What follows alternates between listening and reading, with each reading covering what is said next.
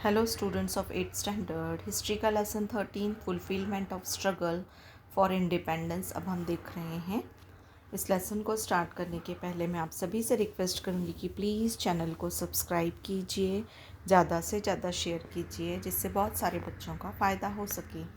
चलिए अब हम लेसन स्टार्ट करते हैं कि हमारा इंडिपेंडेंस तो मिल गया था, लेकिन उसके बाद भी क्या हुआ वो अब हम देखेंगे। India became independent but the struggle for independence was not yet over. तो इंडिया तो इंडिपेंडेंट हो गया था, स्वतंत्र हो गया था, लेकिन उसके बाद भी बहुत सारा स्ट्रगल बाकी था। There were many princely states in India and these princely states had the right to either merge with India और रिमेन इंडिपेंडेंट। तो इंडिपेंडेंस के बाद स्ट्रगल क्या चालू था कि बहुत सारे प्रिंसली स्टेट्स, मतलब जहाँ पर राजाओं का शासन था, ऐसे कुछ स्टेट्स बाकी थे जो जिन्हें ब्रिटिशर्स ने ऑप्शन दिया था कि या तो आप इंडिया में मर्ज हो जाइए या फिर इंडिपेंडेंट रहिए। तो therefore the Congress dream of a undivided India remained incomplete. तो यहाँ पर आकर कांग्रेस का जो ड्रीम था कि हमारा एक ही नेशन रहेगा अनडिवाइडेड, वह उनका इनकम्प्लीट लग रहा था। क्यों? इन इंडिपेंडेंट प्रिंसली स्टेट्स की वजह से India was going to fragmented into many parts. तो इंडिया का बहुत सारा भाग अभी भी बंटा हुआ था। The Portuguese and French powers had not withdrawn their control over some parts of India. Even Portuguese और फ्रेंच जो लोग थे, इनके पावर्स उन्होंने अभी तक विड्रॉ नहीं किए थे, निकाले नहीं थे इंडिया के कुछ भागों से। But the country solve these problems very firmly. This chapter will deal with the information on it. और इस चैप्टर में हम इसी बारे में इंफॉर्मेशन लेंगे। तो सबसे पहले हम देखेंगे integration of princely states in India, कि किस तरह प्रिंसली स्टेट्स इंटीग्रेट हुए इंडिया में, मिले किस तरह। There were more than 600 small and big princely states in India. और उस समय हमारे कंट्री में 600 ऐसे छोटे बड़े रियासतें, जिन्हें हम कह सकते हैं राज्य, जहाँ पर राजा शासन करते थे। Due to the influence of non cooperation movement there was beginning of political awakening among the princely states. और नॉन कोऑपरेशन मूवमेंट की वजह से कुछ इन्फ्लुएंस तो इन पर अभी भी था। तो ऐसे समय में Prajamandals came to be formed in princely states. Prajamandal means people's organization that worked for the interest of the people in princely states and for securing political rights for them. तो ऐसे समय में इन प्रिंसली स्टेट्स में प्रजामंडल जो है उसका organisation था। प्रजामंडल मतलब लोगों के हित के बारे में, लोगों के अच्छाइयों के लिए काम करने वाली ऑर्गेनाइजेशन, जो अब भी इस प्रिंसली स्टेट्स में काम कर रही थी। तो उन्हें इस तरह से पॉलिटिकल राइट्स थे कि वह लोगों की राइट्स को सिक्योर कर सके।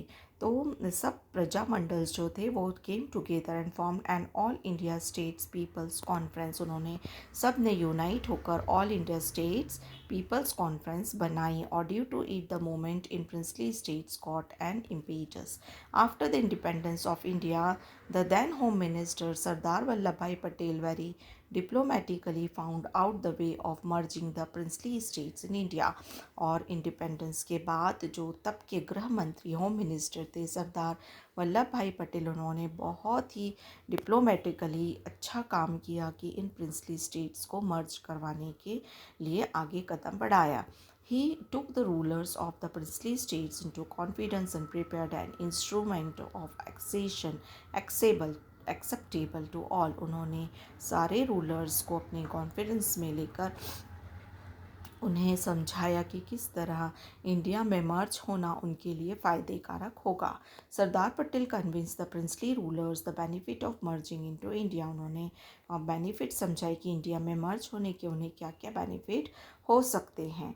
The rulers give good response to his appeal. और इस तरह से बहुत सारे रूलर्स ने अच्छा रिस्पॉन्स दिया। All the princely states merged into India. इस तरह से बहुत सारे प्रिंसली स्टेट्स इंडिया में मर्ज हुए, except the state of Junagadh, Hyderabad and Kashmir. लेकिन जूनागढ़, हैदराबाद और कश्मीर ये कुछ स्टेट थे जो अभी भी छूटे हुए थे।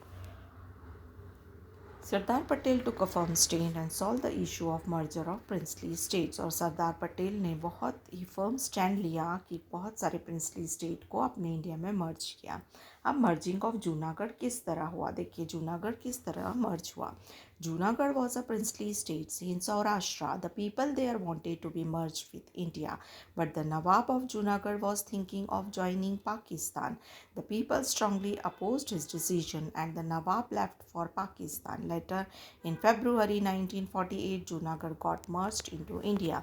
जूनागढ़ जो प्रिंसली स्टेट थी वह सौराष्ट्र में थी, जहाँ के लोग चाहते थे कि इंडिया में हम मर्ज हो जाए, हमारी स्टेट मर्ज हो जाए। लेकिन वहाँ का जो नवाब था वह जो उसकी थिंकिंग थी कि वह पाकिस्तान में मर्ज होना चाहता है, लेकिन वहाँ के लोगों ने बहुत ही अपोज किया और जिसकी वजह से नवाब को इंडिया छोड़कर पाकिस्तान जाना पड़ा और फिर 1948 में जूनागढ़ इंडिया में मिल गया।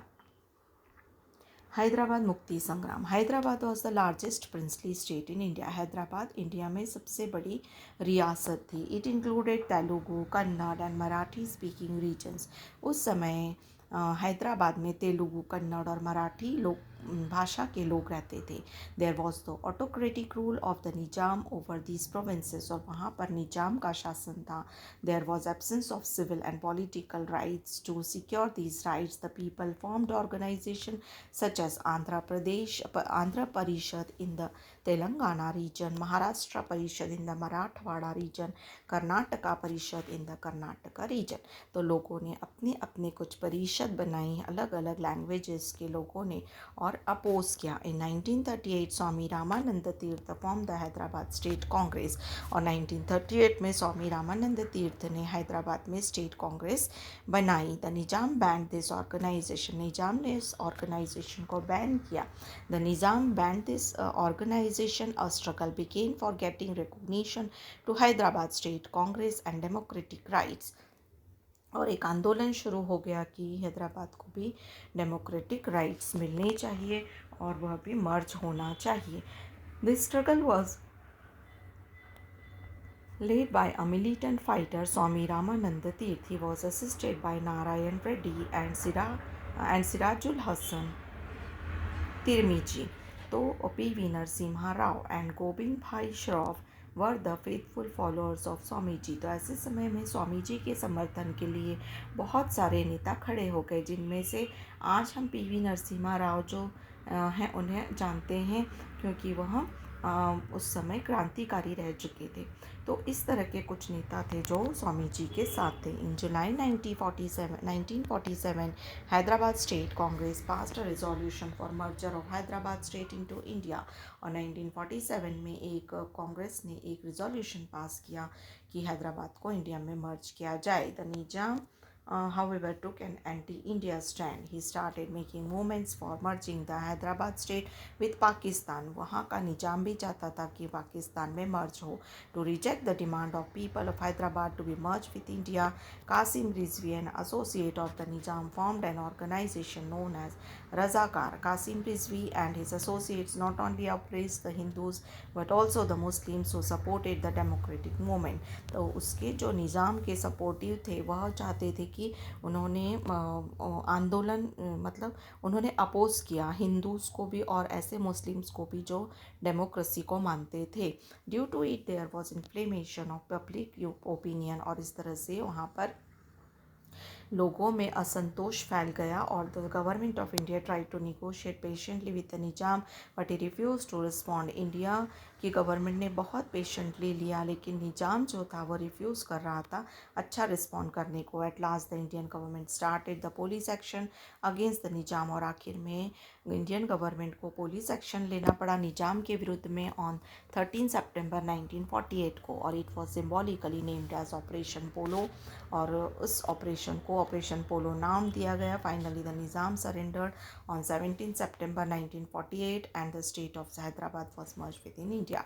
और इस तरह से 17 सितंबर 1948 को निजाम ने सरेंडर किया और हैदराबाद इंडिया में मर्ज हुआ।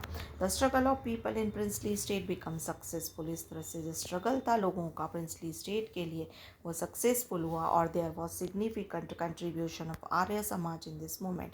और इसमें आर्य समाज का बहुत बड़ा कंट्रीब्यूशन माना जाता है। Contribution of Marathwada in struggle for liberation of Hyderabad. अब मराठवाड़ा का क्या कंट्रीब्यूशन था स्ट्रगल में हैदराबाद को लिबरेट करने में, हम देखेंगे। इन दिस स्ट्रगल स्वामी रामानंद तीर्थ, गोविंद भाई श्रॉफ, आनंद भालेराव और आशाताई Waghmare etcetera made a valuable contribution. तो हैदराबाद का जो आंदोलन था उसमें ये जो नेता थे जिनमें स्वामी रामानंद तीर्थ, गोविंद भाई श्रॉफ, आनंद भालेराव, आशाताई वाघमारे, इनका बहुत बड़ा कंट्रीब्यूशन था। Through the movement of Vande Mataram students participated in the struggle for liberation of Hyderabad. और जो मूवमेंट चल रही थी वंदे मातरम की, उसमें जो स्टूडेंट्स थे उन्होंने स्ट्रगल किया हैदराबाद को लिबरेट करने में। इसी similarly in this struggle Ved Prakash, Shyamlal, Govind Pansare, Bahirji Shinde, Shridhar Vartak, Janardan Mama, Shoaib Ulla Khan etcetera embraced martyrdom. तो ऐसे में कुछ जो नेता थे और कुछ क्रांतिकारी थे और वह शहीद भी हुए। Their sacrifice prove to be inspirational to Indians. और उनका जो योगदान था, उनका बलिदान था, वह इंडिया के लिए इंस्पिरेशन बना। Thus we can understand that the leaders and the people in Marathwada had a lion's share in the struggle for liberation of Hyderabad. तो हम देखते हैं कि मराठवाड़ा के जो लोग थे उनका भी बहुत बड़ा शेयर इसमें रहा है हैदराबाद के लिबरेशन में। 17 सितंबर celebrated as Marathwada Mukti Din in Marathwada to commemorate the struggle for liberation. इस तरह से 17 सितंबर को मराठवाड़ा मुक्ति दिन के नाम से भी सेलिब्रेट किया जाता है और इन शहीदों को याद किया जाता है। Marathwada was not included in Free India on 15 August 1947. After the inspiring struggle of the people, this region was included in independent India in 1948. तो Marathwada was not included in Free India. उस समय जो मराठवाड़ा था वो कोई उसमें इंक्लूड नहीं हुआ था फ्री इंडिया में, लेकिन बाद में फिर यह स्ट्रगल बाद में after the inspiring struggle of people, this region was included in independent India. इस मराठवाड़ा को भी इसमें इंक्लूड किया गया। Problem of Kashmir. अब कश्मीर का प्रॉब्लम क्या था? Hari Singh the ruler of state of Kashmir had decided to remain independent. Hari Singh नाम का राजा कश्मीर में राज करता था। उसने डिसाइड किया था कि मैं इंडिपेंडेंट रहूँगा। Pakistan had intended to secure the merger of Kashmir with Pakistan. Pakistan चाहता था कि कश्मीर उसमें मर्ज हो जाए। Due to this Pakistan started putting pressure on Hari Singh. और इसकी वजह से पाकिस्तान ने हरी सिंह पर प्रेशर डालना शुरू कर दिया। At the instigation of Pakistan, armed intruders attacked Kashmir in October 1947. 1947 में पाकिस्तान की जो आर्मी थी उसने कश्मीर पर अटैक किया। At that time Hari Singh signed the instrument of assassin with India. और ऐसे समय में हरी सिंह ने फिर इंडिया के साथ मिलकर एक साइन किया कि ठीक है, मुझे आप हेल्प कीजिए। In this manner after merging into India, Indian army was sent for the defence of Kashmir. इस तरह से जब हरी सिंह ने साइन किया इंडिया में मर्ज होने का, तब इंडिया की आर्मी फिर कश्मीर को डिफेंस करने लगी। The army won back of major portion of Kashmir from the position of intruders, but some part of it remained in the position of Pakistan. तो कुछ भाग, जो बहुत बड़ा भाग था कश्मीर का, इंडियन आर्मी वो लेने में सफल हुई, लेकिन आज भी बहुत सा कुछ भाग, आज भी कश्मीर का कुछ भाग पाकिस्तान के अंडर में, जिसे आज हम POK के नाम से जानते हैं। Merger of French colonies. Even after the independence of India, the region of Chandranagar, Puducherry, Karaikal, Mahe and Yanem were in the possession of the French. In Britishers जाने के बाद भी कुछ कॉलोनीज़ फ्रेंच के अंडर में थी, जिसे छुड़ाना बहुत ज़रूरी था। The Indian natives there were eager to get merge with India. वहाँ के जो इंडियन लोग थे वह इंडिया में मर्ज होना चाहते थे। The Indian government demanded that these territories become being a part of India should be handed over to it. तो बहुत सारे गवर्नमेंट, इंडियन गवर्नमेंट ने डिमांड की कि हमारा जो ये भाग है हमें हैंड ओवर किया जाए। In 1949 France held a plebiscite in Chandranagar, the people voted for India, Chandranagar was handed over to India. उसके बाद देखिए एक वोटिंग जैसा कुछ किया गया फ्रांस की तरफ से 1949 में चंद्रनगर में, जिसके बाद लोगों ने इंडिया के लिए वोटिंग की और फिर चंद्रनगर को इंडिया को वापस दिया गया। Thereafter France handed over the rest of the territories to the government of India. बाकी का जो क्षेत्र था, भाग था, वो भी इंडिया को फ्रांस ने वापस किया। Struggle for liberation of Goa. अब गोवा में पोर्तुगीज़ शासन कर रहे थे। Portugal deny to hand over the territories under the its position to India. तो ऐसा कुछ भाग था पोर्तुगीज़ जिसे इंडिया को वापस नहीं कर रहे थे। Indians had to struggle for securing this territories and then in this struggle doctor T B. Cunha was in forefront. He worked to bring about an awakening of the people against the Portuguese government, and with the objective of building struggle against the Portuguese, he established the Goa Congress committee later in 1945। तो ऐसे समय में doctor Cunha आगे आए, उन्होंने Congress committee बनाई और फिर एक आंदोलन भी किया। Doctor Cunha founded the organization Goa youth league in Mumbai in 1946। He went to Goa and violated the ban on public speech. For this he was sentenced to 8 years of imprisonment. In 1946, Dr. Ram Manohar Lohia started a Satyagraha for liberation of Goa. तो doctor Cunha को तो उन्होंने कैद कर लिया था Portuguese ने 8 years के लिए, लेकिन बाद में डॉक्टर राम मनोहर लोहिया ने भी सत्याग्रह स्टार्ट किया गोवा के लिबरेशन के लिए। और फिर उन्होंने पब्लिक स्पीच की मडगांव में, गोवा में, और for this the Portuguese government deported him. उसकी वजह से पोर्तुगीज़ गवर्नमेंट ने उन्हें डिपोर्ट किया। During the same period the Azad Gomantak Dal was founded to liberate Portuguese colonies of Dadra and Nagar Haveli in Gujarat. On 2 August 1954, youths of Azad Gomantak Dal, by making an armed attack, liberated the territories of Dadra and Nagar Haveli। तो देखिए गोमांतक दल इस period में बना, आज़ाद गोमांतक दल, जिन्होंने Portuguese colonies से दादरा और नगर हवेली को लिबरेट किया, छुड़ाया, जो गुजरात में थी। इसी तरह से इस दल ने आर्म्ड अटैक भी किया दादरा नगर हवेली के कुछ भागों को छुड़ाने के लिए पोर्तुगीज़ से। और विश्वनाथ लवांदे, राजा भाऊ Wakankar, Sudhir Phadke, Nana Saheb Kajrekar and others took part in this attack. तो ऐसे कुछ लीडर्स थे जिन्होंने इस लिबरेशन में या फिर इस आंदोलन में भाग लिया। इन 1954 गोवा मुक्ति समिति बनाई गई और the Samiti sent many batches to satyagrahis from Maharashtra to Goa. इस समिति ने बहुत सारी बैचेस सत्याग्रहीज की महाराष्ट्र से गोवा में भेजी।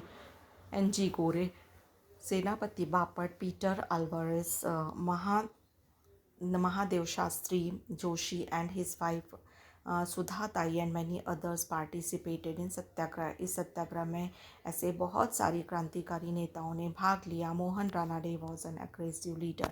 इसमें मोहन रानाडे जो थे बहुत अग्रेसिव ऐसे लीडर थे in this struggle for liberation of Goa. The Portuguese ruler committed unlimited tyranny and atrocities on the satyagrahis. तो पोर्तुगीज़ रूलर ने बहुत अत्याचार किया इन सत्याग्रहीज पर।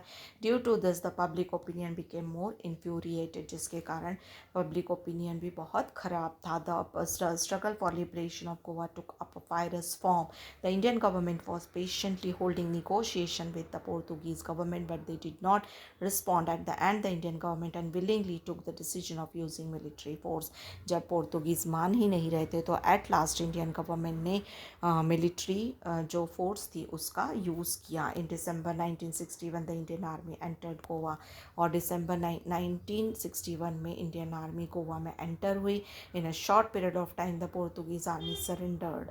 और उसके थोड़े ही समय में पोर्तुगीज़ आर्मी ने सरेंडर किया और 19 दिसंबर 1961 गोवा वॉज लिबरेटेड। और गोवा लिबरेट हुआ from Portuguese dominion. Imperialism was completely rooted out from the Indian soil। तो जो भी राजेशाही अत्याचारशाही जो थी वो पूरी तरह से ख़त्म हुई और India's freedom struggle was truly fulfilled. इस तरह से इंडिया का स्ट्रगल जो फ्रीडम के लिए था वो ख़त्म हुआ।